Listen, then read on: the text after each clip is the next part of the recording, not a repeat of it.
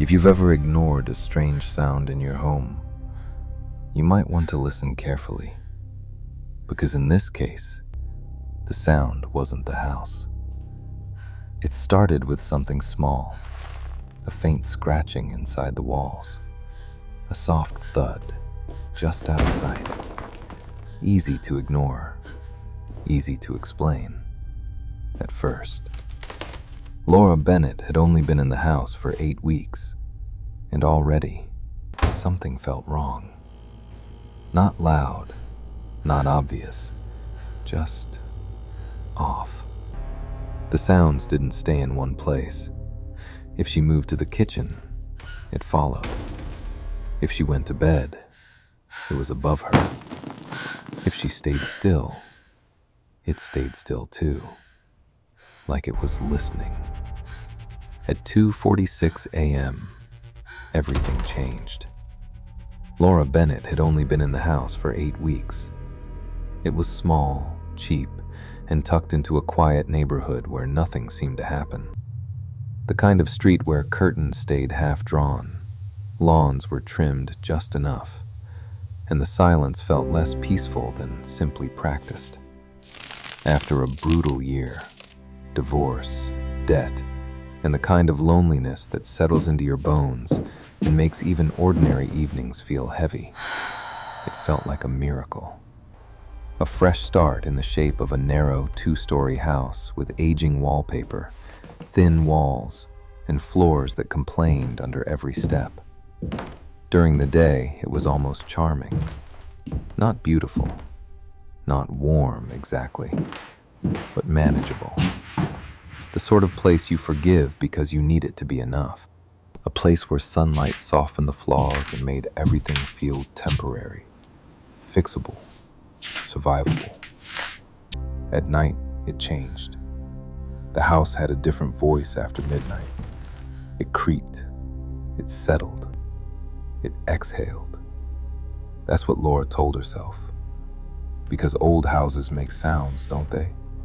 They shift with the weather.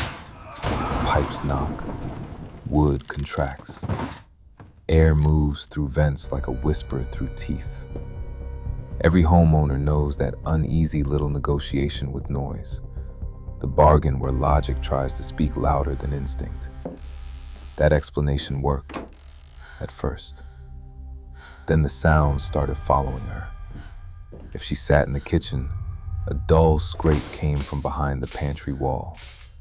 If she moved to the living room, a faint knock answered from above the fireplace. If she lay in bed, half asleep and staring at the ceiling, something seemed to drag itself slowly over her head. Not fast, not panicked, careful, like it knew she was listening. That was the part that changed everything. Not just the sound itself, but the strange precision of it. The way it never felt accidental. The way it seemed to pause when she did, as if the house were waiting with her. The first time real fear touched her was at 2:46 in the morning. She woke up all at once, with no memory of a dream and no reason she could explain. Just that ancient instinct. The one buried deep in the body. The one that says, "Wake up, something is wrong." The room was dark except for the pale square of moonlight falling across the floor. She stayed still. Then she heard it. A slow movement directly above her. Not a scamper. Not the light patter of mice. Heavier than that. Deliberate. Like someone crawling. Laura sat up so quickly the bed frame groaned. The sound stopped. Silence flooded the room. Then, from the wall beside her bed, 3 soft taps. She stared at the wallpaper. Nothing moved. She reached out and put her palm against the wall. It felt cold and solid, harmless in the lamplight. The kind of wall you could trust. The kind of wall that should separate you from whatever exists on the other side. Just the house, she whispered. And even to her, it sounded unconvincing. The next night, it happened again. And this time, it didn't stop after a few seconds. The sounds moved from one side of the room to the other, from the ceiling to the back of her closet. Slow, controlled, almost thoughtful. Whatever was making them knew the layout better than she did. That detail lingered with her long after the sound stopped. Houses aren't supposed to feel strategic.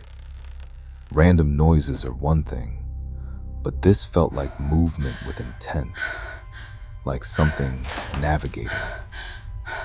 Over the next few days, little things began slipping out of place. A framed photo in the hallway tilted at a strange angle. A kitchen cupboard stood open when she was sure she had closed it. Her keys vanished for 20 minutes, then reappeared on the bathroom sink. Nothing dramatic. That was the problem. Nothing obvious enough to prove. Each detail, by itself, was small enough to dismiss. Together, they created a pressure she couldn't quite name. Stress, she told herself. People under stress misremember things. They fill gaps. They create patterns. It's human nature. When you're tired, your own mind becomes an unreliable narrator. And after the years she'd had, Laura knew she was carrying more exhaustion than she admitted. But then came the smell. It was faint at first, sour, rotten, like damp insulation mixed with something older and meaner. It drifted through the house in pockets, strongest near the bedroom closet and the vent above the stairs. Never constant, just enough to arrive, disturb her, and disappear before she could trace it. Laura called maintenance. The landlord sent over a man named Rick. Thick hands, coffee breath, Come in. It's right up there. practical eyes. All right. The kind of man who looked at problems as objects, not mysteries. He checked the pipes, the wiring, the vents, the attic hatch. All right. Found it. He tapped along the walls and Stay listened for sharp. It's a hollowness. tight squeeze up here. He moved with the confidence of someone who expected every problem to have a boring answer. No animals, he said finally. No water damage. No structural issue I can see. Laura forced a nod. That should have reassured her. It didn't. Because certainty from someone else doesn't always quiet what your own body already knows. Sometimes it just makes you feel more alone with it. And that night, the house answered back. She was in bed with the lamp off, phone in hand, trying to distract herself with meaningless scrolling. At exactly 2:46 a.m., the first sound came. A light scrape inside the wall near her headboard. Then, tap, tap, tap. A pause. Tap, tap, tap. Laura went completely still. Her throat tightened. That wasn't random. That wasn't plumbing. That was rhythm. A pattern. A reply waiting to happen. She swallowed and whispered into the dark. Hello? For a moment, there was nothing. Then from inside the wall, tap, tap, tap. Her body turned to ice. Something was answering her. Not metaphorically. Not in the vague, superstitious way people talk about haunted places. Literally. Directly. She spoke, and something behind the wall responded. She didn't sleep. She sat with every light on until dawn, listening for another sound that never came. Morning made it all feel ridiculous again, almost dreamlike, the way terror often does once sunlight touches it. The coffee maker worked. Cars passed outside. A neighbor wheeled a trash bin to the curb.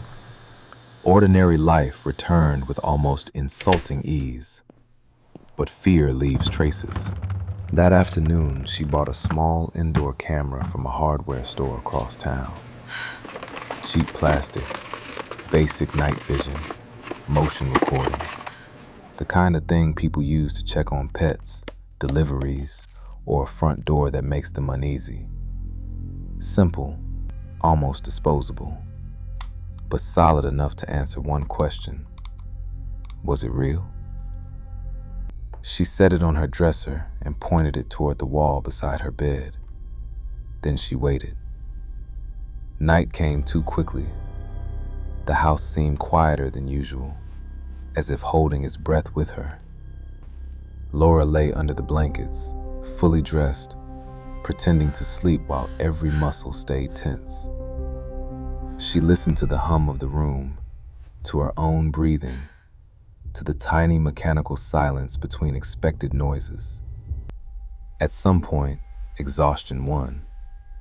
When she woke, pale morning light was leaking around the curtains. For one blissful second, she thought nothing had happened. Then she remembered the camera. Her fingers trembled as she loaded the footage. At first, it was ordinary. A grainy black and white room, Laura asleep on her side, the dark outline of the dresser, the fixed geometry of corners and ceiling. Nothing supernatural, nothing cinematic, just the familiar emptiness of a bedroom at night. Then the timestamp changed. 2:46 a.m. The image flickered slightly. A faint scratching started through the camera microphone. Barely audible, more suggestion than sound. The kind of noise you might miss if you weren't waiting for it. The kind of noise that, once heard, becomes impossible to unhear. Laura leaned closer. At the top of the frame, where the wall met the ceiling above the closet, something shifted. Not much, just enough. A thin seam appeared in the plaster, as though part of the wall had been cut so precisely it disappeared when closed. It opened by an inch, then two, and from the darkness inside, a hand emerged, pale, filthy, human. Laura stopped breathing. The fingers curled over the edge and pulled gently, widening the gap. Slowly, so slowly, it was worse than if it had happened all at once. A face appeared beneath it. A man, thin, hollow-cheeked, eyes wide open and fixed directly on her sleeping body. He didn't blink. He didn't smile. He just watched. For nearly 2 full minutes, he remained there in the crack above her room, memorizing her, listening, studying, present in a way that felt more intimate than violence. That was what made it unbearable. He wasn't rushing. He wasn't trying to escape. He looked comfortable, familiar, as if this had happened before. Then he withdrew. The hand disappeared. The face vanished. The seam closed. The wall became a wall again. Laura shoved herself away from the desk so hard the chair toppled backward. The breath she had been holding escaped in a broken gasp. For a second, she could not understand what she had seen, because the mind rejects certain truths before it accepts them. It looks for glare, distortion, a trick of shadow, anything easier than reality. Then understanding hit all at once. Someone was living inside her walls. Police arrived within the hour. Send SOXO to 2 my officers location. took one look at Laura's face, then at the footage, and called for backup. The house changed instantly. Boots on wood floors, flashlights slicing Kitchen through is dim clear. corners, radios Moving into the back crackling, room now. doors opening and shutting. The ordinary room she had tried to make home now felt staged, false, like scenery built around something rotten. At first, they found nothing. That almost made it worse. Because for a moment, even after the footage, reality seemed to hesitate, as if the house still had one last secret to protect. Then one officer noticed scrape marks inside the bedroom closet. Another found that the back panel didn't sit flush. When they pulled it away, the truth opened in front of them like a mouth. Behind the closet was a narrow access passage, barely wide enough for a man to squeeze through sideways. It ran between the walls and connected to older service spaces left over from the house's original construction. Hidden channels, dead space, a secret anatomy inside the home, and inside it, signs of life. Blankets, empty water bottles, food wrappers, a flashlight, a small battery-powered fan, a bucket. Not the random debris of renovation, not forgotten junk. A system, improvised, minimal, but lived in. Enough to survive, enough to remain unseen. The crawl space stretched farther than anyone expected, branching between rooms, passing above the bathroom, behind the bedroom, down toward the laundry nook. He had been able to move through most of the house unseen, just inches from her life, above her routines, behind her habits, around her grief, close enough to hear conversations, close enough to wait. Then they found the photos, dozens of them, printed snapshots and phone images. Laura sleeping, Laura making coffee, Laura standing by the sink in a t-shirt, unaware, Laura laughing on a video call, Laura entering her bedroom at night, always from impossible angles, always from inside the walls. One of the officers turned the stack face down immediately. Another led Laura outside before she could see the rest. Maybe that was mercy. Maybe it was procedure. Either way, some images don't need to be fully seen to do damage. Neighbors gathered at a distance, wearing that expression people get when horror happens close enough to feel personal, but not close enough to fully understand. A woman across the street kept repeating, "I knew something was off with that house."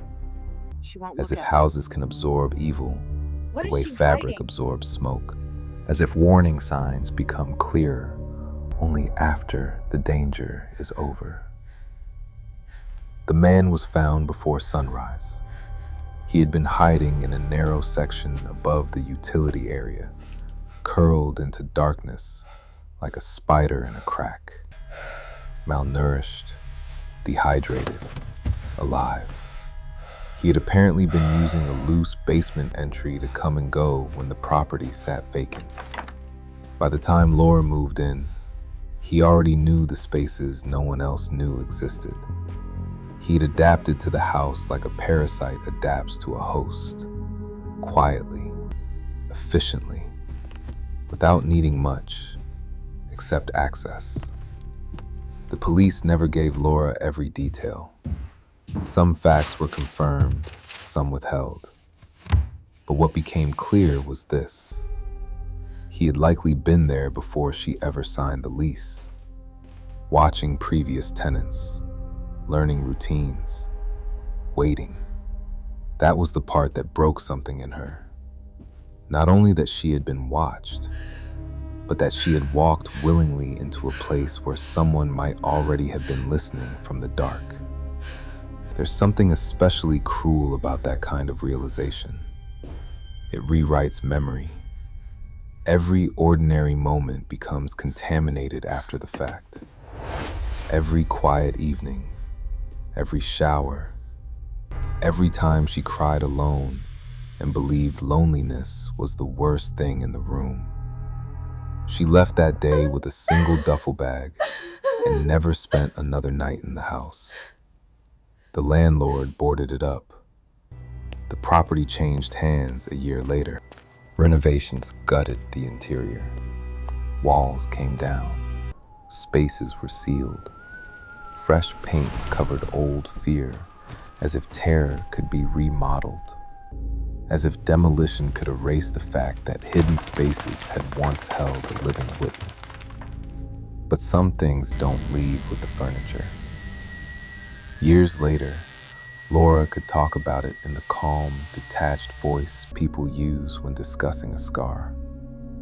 Not because it no longer hurt, but because pain, repeated enough times, eventually learns how to sit still. She moved to a different city. She chose apartments on the top floor. She checked locks twice. She hated vents. She slept with white noise because silence had become unbearable. People asked her the obvious question. What was the worst part? The face? The hand? The photos? The fact that he had been there while she slept? Laura always gave the same answer. None of that. The worst part was realizing how many times she had heard him and explained him away. How many times fear had knocked softly, and she had answered it with logic. Pipes, wood, old house, stress, imagination. All the safe words we use when we need the world to remain ordinary. Because that's how it happens sometimes.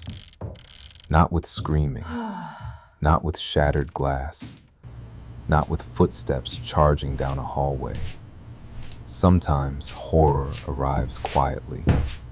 A scrape in the wall, a cupboard left open, 3 soft taps in the dark. Not enough to convince anyone else, just enough to make you doubt yourself first. And the most terrifying thought of all is this. While she believed she was alone, while she folded laundry, brushed her teeth, cried on the kitchen floor, drifted into sleep, someone was inches away, on the other side of the wall, listening to her breathe. So tonight, if your house makes a sound you can't explain, you'll probably do what Laura did. You'll tell yourself it's nothing, that homes settle, that pipes knock, that old wood complains in the cold. And maybe you'll be right.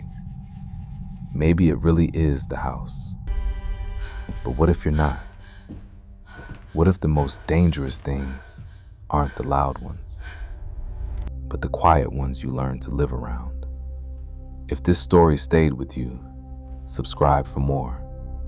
And before you go, tell me honestly, if you heard 3 taps from inside your wall, would you answer?